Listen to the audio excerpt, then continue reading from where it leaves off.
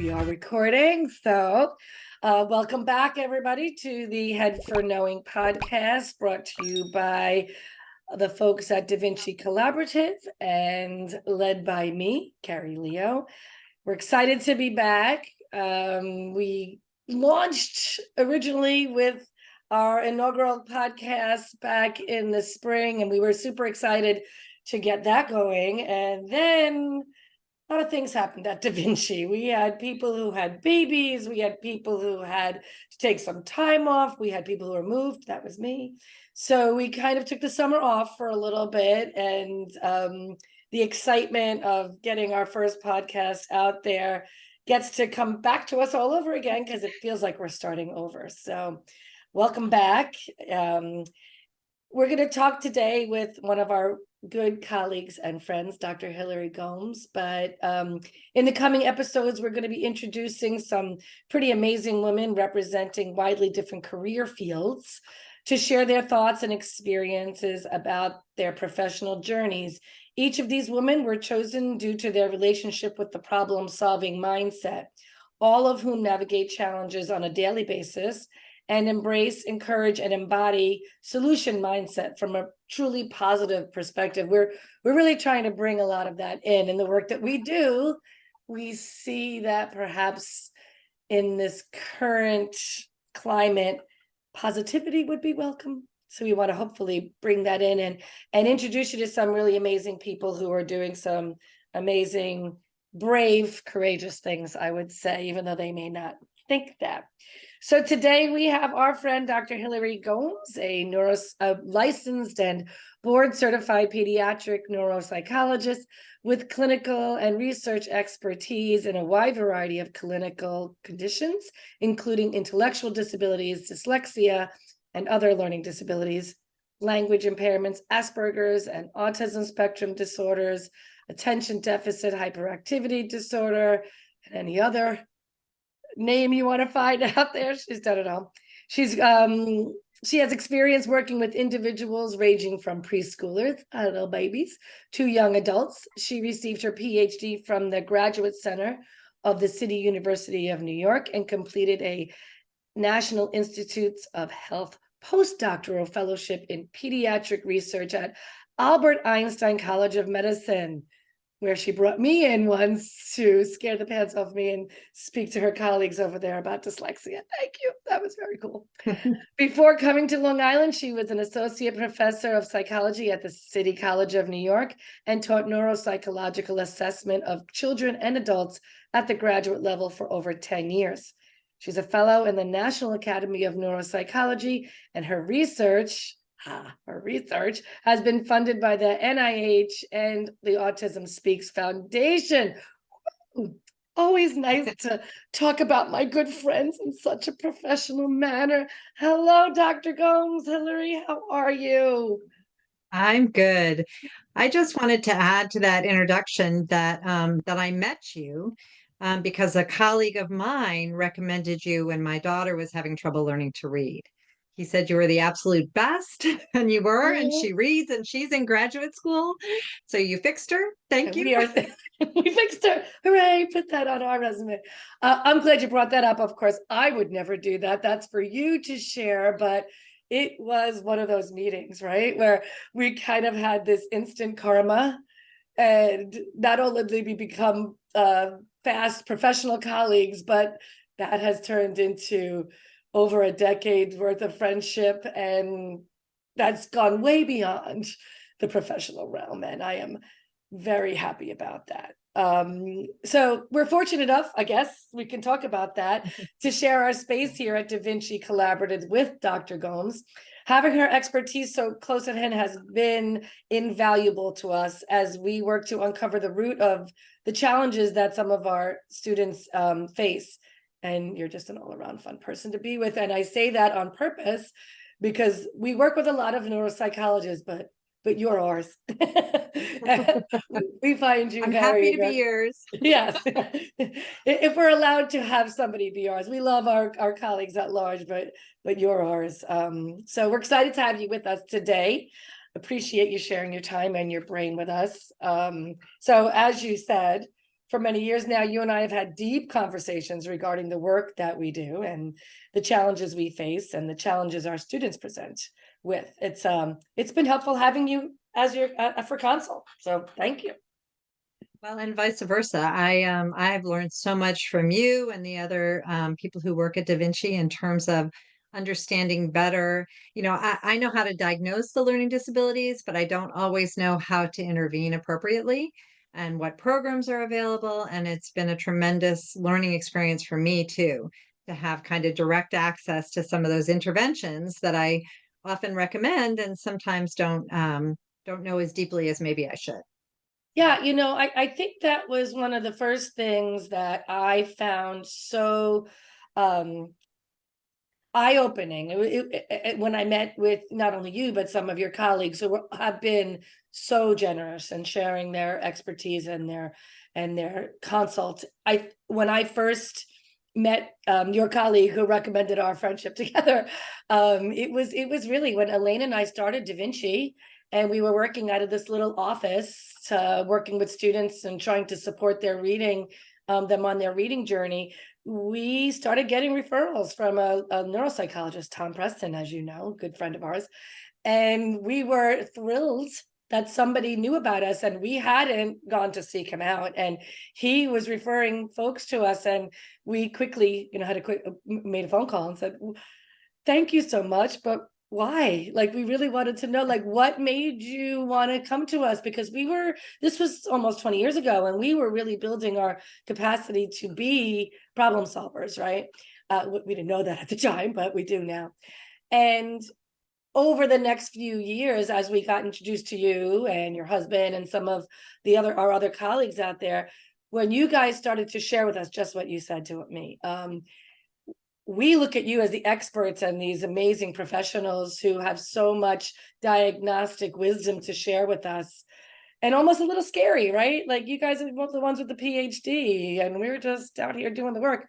But what you and your colleagues shared with us was exactly that we do have this expertise, but that work on the ground, whether it be programs or designing, customizing the instruction that goes along with one of these programs or these methodologies, is not where your expertise lies. And it was refreshing to hear that you could use our help. And I think that speaks to collaboration, right? Yeah, absolutely. Well, and the other colleague of Tom's, Dr. Preston's, who was really influential in bringing me to you, was Dr. William McAllister. And one of the things that he said about you all when he recommended you was they take data. They take data about everything. And so if what they're using with your daughter isn't working, they'll change it. And that was so powerful as well. So it's not only knowing what the programs are, but being willing to try something and to monitor it and say, is this working? Is it not? Because, my time and my resources paying for tutoring are valuable and I want them to be effective. And so Mm. that was something else that I think, I think at the time you were definitely unique about, probably still are, Yeah. but really made a difference. Well, you know what? And therein lies the problem, that we want to not be the unicorn in the room.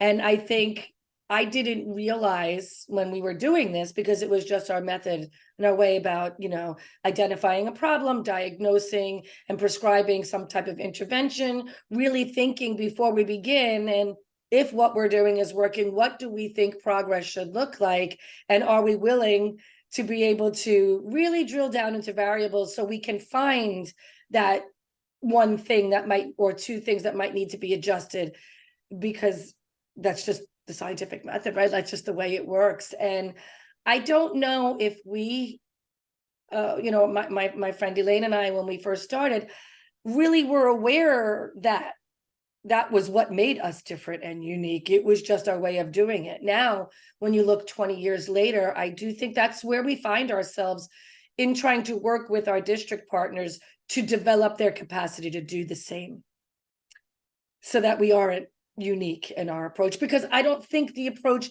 is necessarily unique. It might be more unique in education than we think. And that's why the work that we're doing is directed towards this empowering educators to be dynamic problem solvers. And while that became our mantra, it really was, and it's a fun little sentence to say with fancy words, but really, I think if we can change the practice of education and supporting learners and the challenges that they face, we have to do that work. It's never an if-then statement. If we give them this, then they will get better. It's really that mindset of being a dynamic problem solver in and of itself means that we're doing what you just said. We're dynamic in our process. So I think, so we've shared with you some of our core values in the past. And as we share with our colleagues when we go out into the field, we introduced our core values because it's our promise, like how we're going to engage with you. But after doing it for a while, we realized that those 5 core value words, let's call them, we have found them integral and critical to the problem solving process. So for those of you out there who haven't heard them before, our 5 core values are collaborative or collaboration, evidence and science-based, creative, curiosity, and vulnerability, if we want to put them all in the same grammatical format. And obviously collaboration speaks to what we do, right? We have you close at hand, and we call ourselves collaborators here at Da Vinci, and we network, physically with our space, but also in our thinking process so that we can get to a solution. And the evidence and science about the whole thing, what you had said earlier, it's data. It's about the data, letting it drive the instruction. The creativity is necessary for us to customize instruction without compromising the integrity of that science. And then the curiosity for us to keep digging in and saying, I wonder why, I wonder if, I wonder how. And then finally, the vulnerability, being able to, what it takes for us as educators to do what you said, to put together something that we think is a great intervention or a great plan to affect change, and being willing to say, this isn't working, or maybe we were wrong, right? So those are our core values. I know you've seen them before. I just wanted to, throw that out at you. And you've been doing this together with us for quite some time as a private practitioner. So I'll launch out to you and stop talking for a little bit and ask you maybe, like, how have you seen the landscape change, and how do you see those core value words showing up in your daily practice? Sure. That's a big question. And now let's just be more laid back and relax. Well, I think 2 factors recently have really changed the landscape. One was the COVID pandemic, when kids were home. We know that there was a lot of time loss and learning loss, but also parents were working more with their kids. And so we're seeing how they were engaging the materials. So I think the pandemic really changed the landscape. And then I don't know if you've talked about on this podcast, but there was really a very, I thought, important podcast called Sold a Story that really looked at the science of reading and looked at why the science of reading wasn't making it into the schools. And I think the fact that that has been so well publicized has also changed the landscape. There are a lot of states and districts that are looking to kind of think about and reorganize their reading programs. And I think that's great, because those of us in the science field have known for a long time that what we're doing is not making it down into the schools, and that we know how to teach reading, or we know what things are important in teaching reading. But for some reason that wasn't happening. Yeah. That's our bad too. And actually we have to learn to communicate better. But I think this podcast really did change the landscape, because people are aware now that there is a problem with what we've been doing for so long. Yeah. That was a powerful podcast. And I think, both you and I have talked about it for some time now, but when you listen to Sold a Story, when I listened to Sold a Story and my former business partner, Elaine, it really, before it was called Sold a Story, the science of before it was called Science of Reading, it was still the science that was out there. And And our introduction to that whole side of education, learning, brain, all that stuff is what launched us out of the public school system. When we got to engage with the folks like Reed Lyon and Marianne Wolf and Marilyn Yeager Adams and the Wilsons and all those people, what we were interacting with in our work in the field of dyslexia was the reason why we left, because we went, there's way too much science out here that is not getting into the classrooms. And it was hard to be there and not do what you knew was right. And we joked when we heard the Soul to Story podcast that it was like being at Woodstock and listening to a documentary 40 years later and going like, we were there, like back then when they were in the late 90s, when we were like, wait a second, this whole balanced literacy thing isn't sitting well, but we forged on. And I do think we had that moment, like you just said, like maybe we should have done a better job communicating, but there were very entrenched camps back at that day. And we really felt like, can we get more flies with honey? Like, can we show it's showing people in the doing and in the data that maybe will help them. And I think we've done some good work. And I think both you and I are where we are today because we believe in that. But let me ask you another question, because we launched right into the landscape changing. And I think a lot of what you and I talk about is related to reading. Even though, like, I read your resume, you have expertise in a host of different brain functioning and disabilities and all that. But why does it always seem to come back to reading? Like, what is it about that? Can you share your thoughts on? I don't know. I don't know the answer to that, but I know that, reading is so critical and pivotal to education and to schooling. And it's something, when we think about like the job that kids have, their job is to learn how to learn and to learn social skills. Those to me are the two things that they really need to learn. So they have to master the academics and they have to master their social worlds. And reading is so critical to kind of that academic competency. I hear from parents all the time, like, oh, they're fine in math. Oh, except when they have to do word problems. I'm like, well, then they're not really totally fine in math, Um, so I think reading just seems to be so important for so many aspects of academics. I guess it's I also think that it's really tied to language as well. And so language is so tied to our perceptions of intelligence and communication. And so I think all those things kind of get wrapped up together to make reading really very important. yeah, I guess it's accessibility, right? I love what you said there, like learn how to learn. Where we always talk about that here at Da Vinci, like where students learn how they learn best. And I think that of course is language, and that is reading, because reading is the access point, right, to what it is, how we're going to learn something. And I think that it doesn't it does impact our ability. How does ADHD, or how does having a spectrum-based learning issue even relate to language and reading? Like they're all embedded, they're all intertwined, or comorbid, as we use those sentences. So I think it's also something that parents can relate to so easily. Yeah. Because they've all had their own personal journey in learning how to read. Like it just seems like they're so connected, right?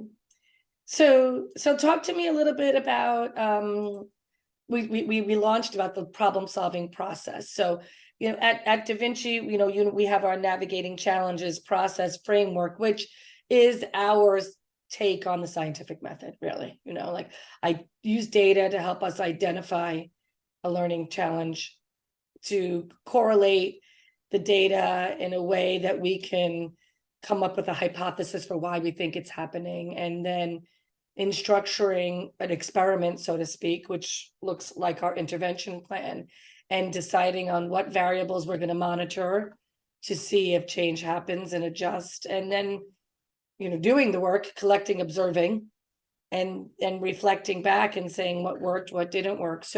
So that's kind of what we do. But I want to turn it to you in your practice, and And well, first of all, I mean, do you consider yourself a problem solver? And then how does that show up in your daily practice? Well, I hope I'm a problem solver. I certainly do consider myself one. I hope other people do too. Um, my background was really in research, and I loved the research. And when I switched over to doing kind of clinical practice, I really see each child as like a little experiment. I'm trying to figure out what their strengths and weaknesses are, what's going to make them more able to do the things I'm asking them to do, and more willing to do the things that I'm asking them to do. And so I think that what I've tried to do is to take that scientific method that was so important for the research that I did and apply it on a single case basis when I'm evaluating a child. I was thinking about your placemat yesterday, and I was remembering one of my mentors, Dr. Jeffrey Rosen. And one of the things that he used to talk about was that when we're observing a child, when we first meet them, when we're observing how they're doing a task, that it's so important to really describe the behaviors and not to label it. Because what happens is if you say, "Oh, they're anxious," and you label it right away, you stop looking and you stop thinking about, is Oh, it anxiety? Is it inattention? Is it that they're not understanding me? And so once you kind of concretize it, then you're done observing and you move to the next step. And just how important it is not to prematurely do that. So, I love this, wondering and collecting the information that you have in the identifying the problem, because I think that's so important for being open to what the problem may be. And it may not be the problem that we're initially told it is. But we have to really be there with the child, or I have to be there with the child to think about why are they struggling with the thing that they're struggling with, and to be open to multiple explanations before I kind of do little experiments to figure out which one I think it is. yeah. And that is why when we first started talking about this, we didn't have a framework.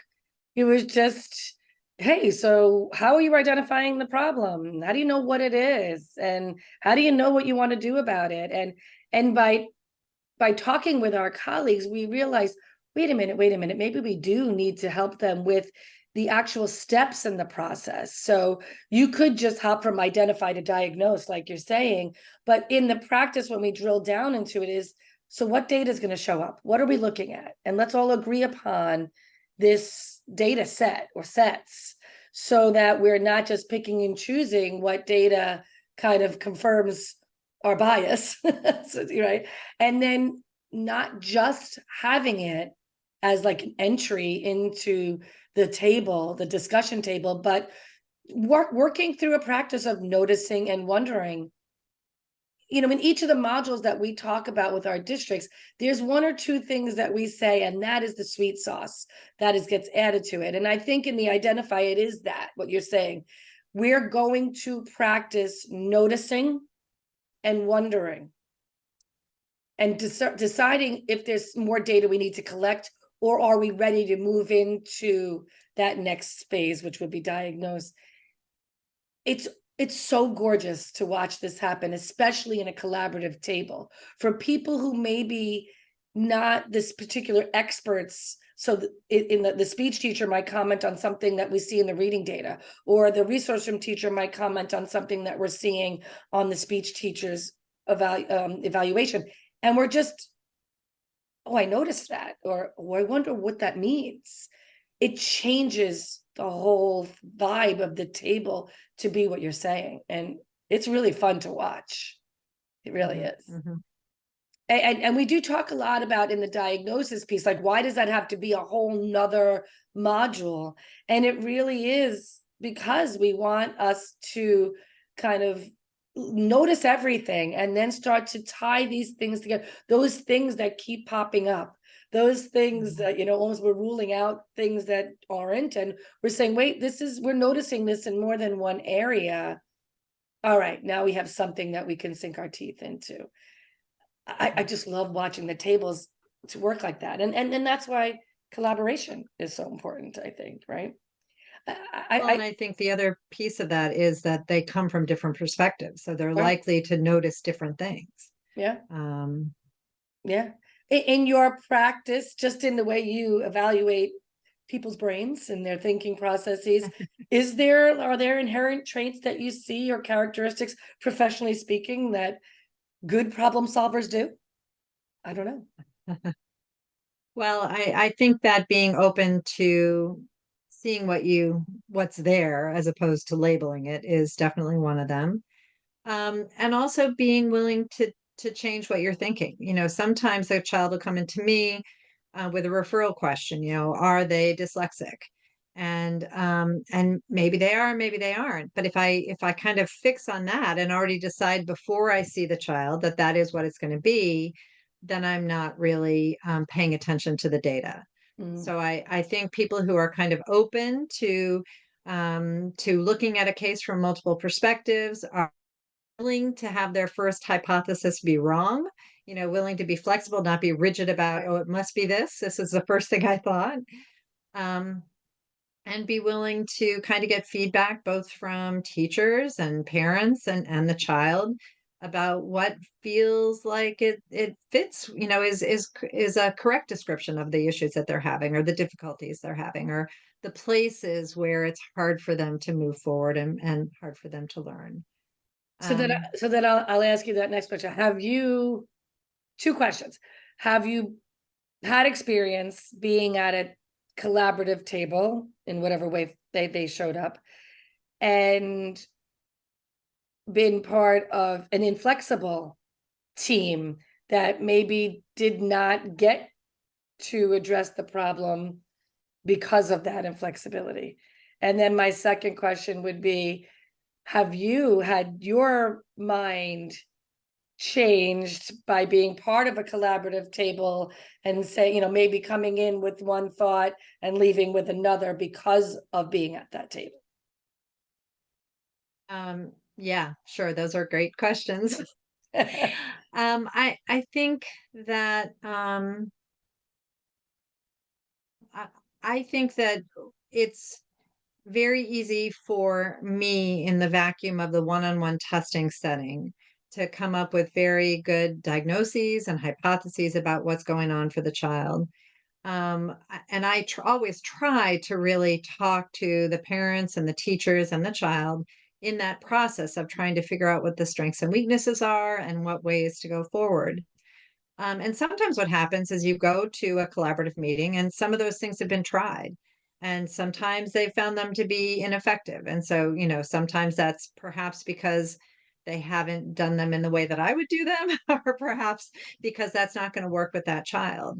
And so, and sometimes the things that I think should be done are not something that is typically done in a school or is not typically done by that team. And so sometimes there will be pushback in terms of, oh, we can't do that, or oh, that's not the way things work here.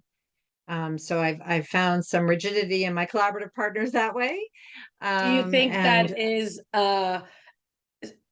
there are times that that's an actual truth, or it's their rigidity that is holding them back from saying we can do that? We've never done it before, so that's why we can't do it. right, right. I think sometimes there's concerns about doing things differently than have been done before. I think sometimes people have been told that they can't do it that way by somebody who's higher up than them in the chain, and they really believe that's true, even though that might not be true.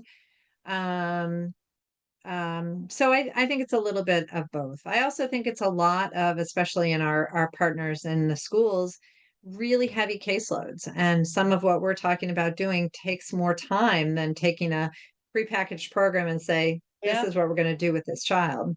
And therein lies the conundrum, right?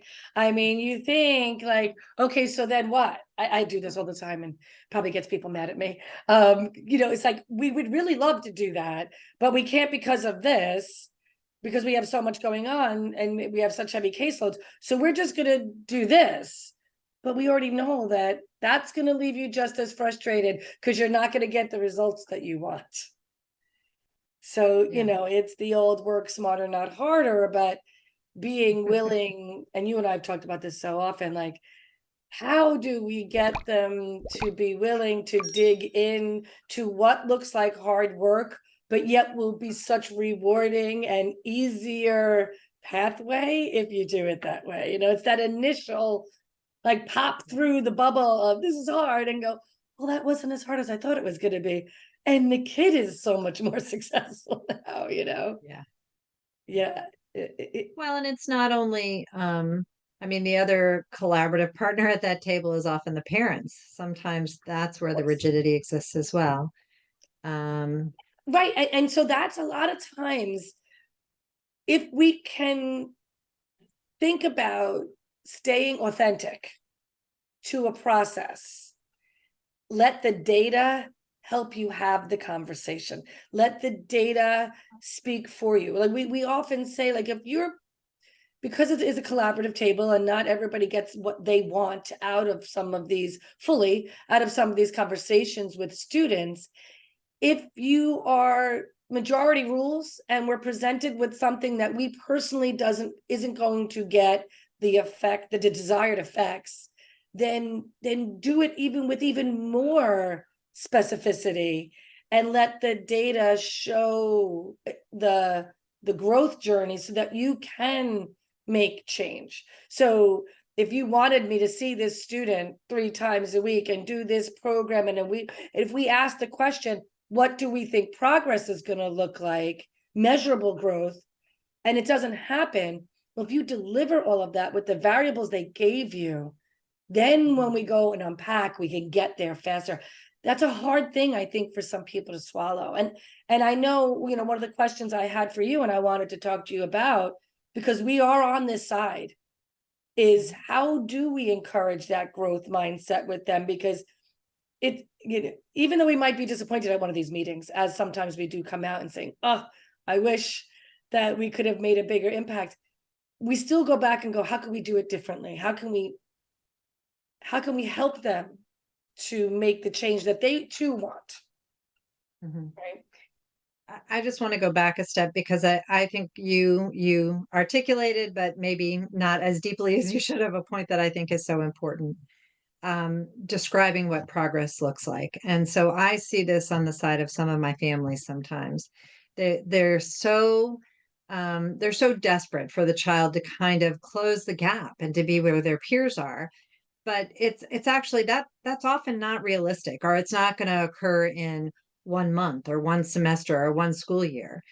And so being very clear with people, with teachers and with parents, about what we think that what progress is going to look like, and those are your words, but what we expect growth to look like, and that we maybe don't expect it to totally close the gap. I mean, what we require for what's required for gap closing growth is that the child grow faster than their age peers, because their peers are growing too. That's And right. so they have to grow at a faster pace to catch up and to kind of meet their peers where they are. Yeah. And that's often what I think a lot of parents want.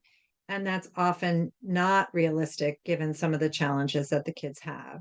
And so Sure. helping them to understand what success is going to look like so that they can celebrate it and be happy and be positive so that the growth can continue, as opposed to being frustrated that the child's not, at the place they want them to be.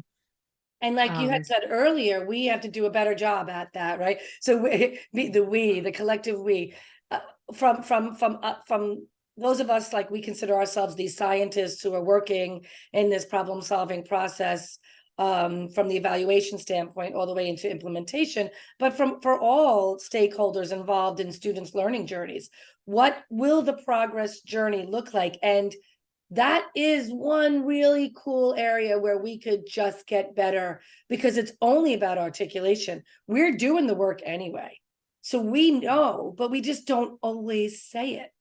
And so if I'll go one step further with what you're saying, like we could identify that a student's learning journey towards gap closing growth may not be quite what you anticipated, with big things like reading levels or their reading accuracy, whatever you want to call it. We love using rate of improvement so we can look to see if they're on the right track, but But quite honestly, if we, for example, if we have a student who's on a structured literacy journey and we know that the gap closing growth for, reading grade level text with independence and ease is going to be a 2-year journey. So let's describe what year one will look like. Because we can have, if we only have one song to sing, which is this gap closing grade level growth, then we're left wanting about what it'll look like along the way. And like you said, we want to celebrate the little wins. We want to make sure that we're on the right track. We want to feel good about the work that we're doing. I can't tell you how many times as a resource room teacher in the school districts, when I knew that we had the right plan in place, so to speak, but right around January, my friend Elaine and I would look at each other across the room and say, is what we're doing working? Like, how can we know? Is this the right spot to be in at the right time if what we're doing is working? And is there a way we can know this? And that was 20 years ago where we didn't know what it was. But now we do know that there are ways we can do that. So perhaps by empowering our colleagues at large to be able to have those kinds of statements with the team, including the families, we'll get more support in the really hard work that we do. Right? Well, and also thinking about it broadly. So if you expect, gap growth, closing growth in kind of accuracy in 2 years, being very clear with parents that the fluency may take longer to come up, or the spelling may take longer, so that they really have, so they can anticipate what that journey is going to look like, and not be frustrated and jump ship when something is working, because I know you see that. What do we And you say? just Throw want the to go, baby out with the don't do it. bathwater. I know it's my Right. my grandmother's saying, yeah. Because Exactly. the work that you do to identify all the variables that are involved in our plan is the hard work. But if we can clearly identify them, then we might avoid doing that. And that's where the creativity and the customization comes in.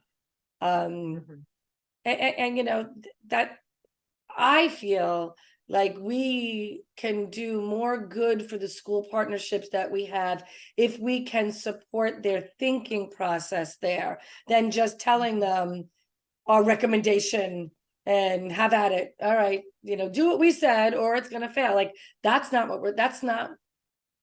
it doesn't sustain. Right. It doesn't sustain. I think so what, how about the other question I had for you? Like, have you had your mind changed at a meeting or your thought process changed at a meeting once you were in collaboration? Have you had an experience with that? Absolutely. I'm struggling to think of a specific situation, Sorry. but even early on, that was true when you and I would collaborate on a case. Right. Where I would think, this is what should be done. But without having had that experience of actually doing the remediation or doing the intervention, not knowing exactly how that's going to work, or whether there's going to be a mismatch, or is this child a little bit too old for a straight Wilson program? You and I have had that conversation multiple times about using something, Morton's Roots instead of Wilson. Morgan's dynamic absolutely. roots. Yeah, absolutely. I mean, I think that I have knowledge and expertise in what I know, but there are lots of things that I don't know. And so the interventions in the school are sometimes what programs that they are possible for them. Absolutely. I've had my mind changed. Some of the creative things that districts are doing in terms of social skills for kids, lunch bunch groups, and being able to go to the counselor's office during lunch and play a game. I mean, some schools are really doing some very creative things that I had not necessarily thought about until I had come to that collaborative table, and are maybe better ways to teach skills than I was thinking. So I just thought of one really more concrete example of that. I'm often trying to get interventions for my kids with language issues, speech language interventions. And I'm often tempted, or I'm often recommending, individual interventions. And I've definitely been at a table where the speech teacher will say to me, I've really found that this child is more motivated to work when they're working in a group. And I really think we should try increasing the frequency of having the groups. But I think that if they're just one-on-one with me, they're not going to be as willing or as motivated to engage in the work. Right. And so Right. they know the kids in a different way than I do, and they've worked with them in a different way than I do. And I think they have knowledge that I don't have. And I do try to be flexible to kind of hearing that and understanding and taking into consideration those pieces of information they're sharing with me. And that speaks to the collaborative table, and that Yeah. everybody feels the equity of that table, even though there's this amazing world-renowned pediatric neuropsychologist such as yourself sitting at the table, that we're feeling comfortable enough to share, hey, I'm really thinking this, and not just taking your expertise for fact. And I think that is the mark of a valuable expert, and the mark of the valuable experts that that we work with, that we choose to work with more frequently. Yes, you come with a fund of knowledge that is deep, and um the experience that you've had, and the work that you've done professionally, and the colleagues alike, gives you a certain expertise that we're going to come to you for, as we often do. But the fact that you will always say, wait, let me think about that, or I'll watch you learn and change your mind, that makes you more valuable to us. Not that we can convince you of something else, but that it's not, it's more about that to me, that makes me want to be at your collaborative table, because you do consider, you do notice, you do wonder, you'll share a bit of information that that we have some data on, but you'll definitely consider the different variables. I mean, we're humans, right? We talk about fidelity before flexibility, and we talk about customizing instruction without compromising integrity here at Da Vinci often. So we're really trying to keep that scientific evidence-based mindset present while we explore with curiosity and creativity how to come up with some other way to solve this problem. And it's that willingness to do that I think makes a good professional collaborative table, and include the And parents as well. I appreciate you saying that. I try to be like that. I know when I was in research, one of the things that was so striking to me is there were people in my field who, developed a theory or a model early on and clung to that model, you Mhm. know, even as, lots of data was going against it and suggesting it wasn't wrong. But I had the opportunity to work with a woman, Dr. Isabel Rappin, who was always open. She was one of the premier people in her field. She's a pediatric neurologist in studying autism, doing research, but was always changing or modifying what she was thinking about her models of autism, based on the data that was coming in. She was always open to that. And I always wanted to be that type of researcher, and I want to be that type of clinician too.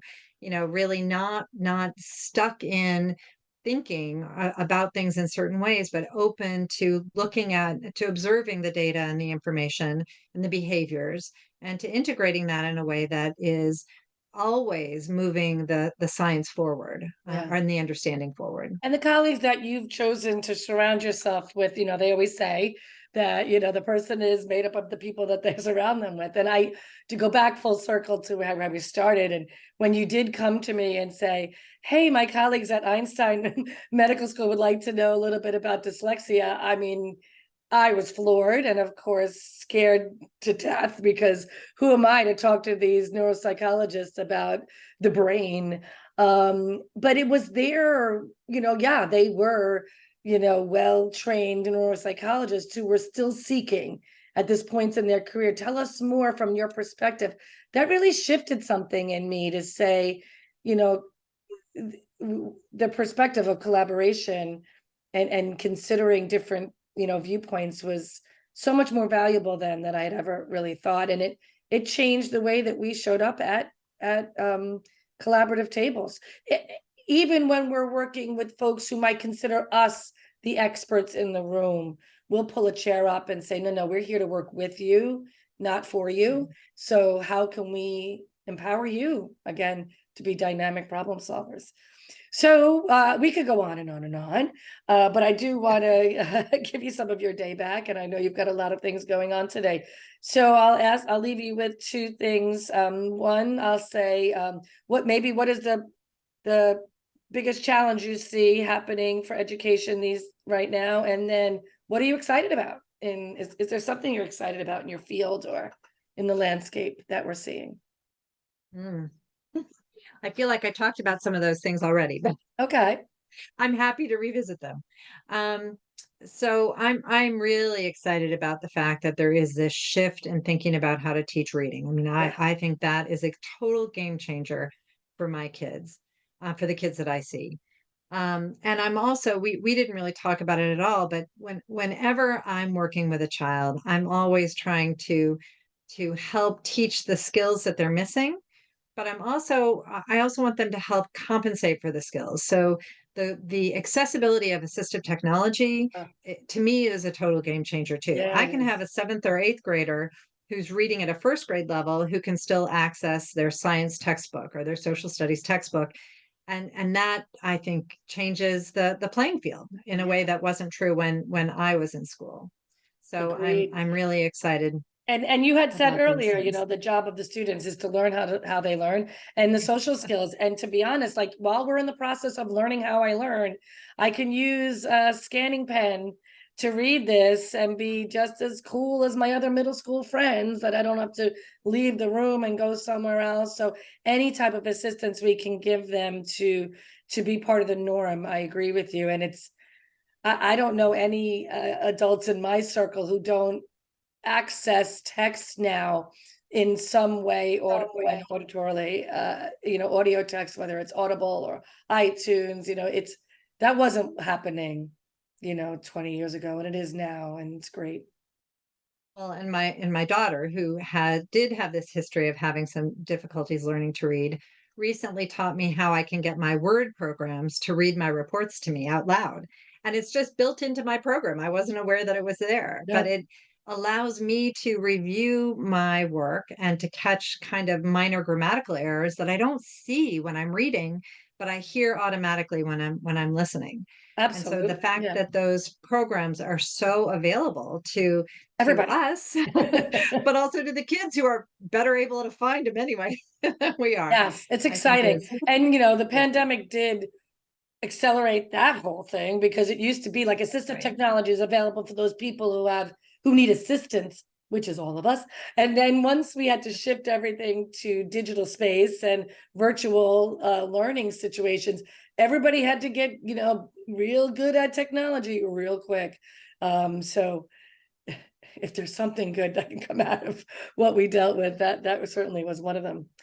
So thank you so much for sharing your expertise. I am sure I will have you back on with us coming soon, but I wanted to get you in because you are one of those people that we solve problems with. So thanks for being here with us today. I will put some information into our links regarding Dr. Gomes's practice.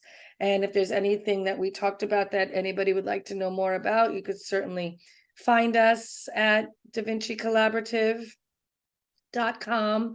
And again, we'll put Dr. Gomes's information in there as well. She's a fabulous pediatric neuropsychologist. We couldn't do what we do without you. So thank you so much for being with us. And I'll see you back here soon. Thank you for inviting me. Yes. You're welcome. Thank you very, very much for inviting me. And thank you for all the things that you've taught me all the years that we've been together. I appreciate it. As we hold hands and walk off into the learning journey together. We're going to learn how to work smarter, not harder. That's it. Way to end it. Thank you so much, Dr. Gomes. We'll see you soon. Thank you. Bye-bye now. Bye-bye.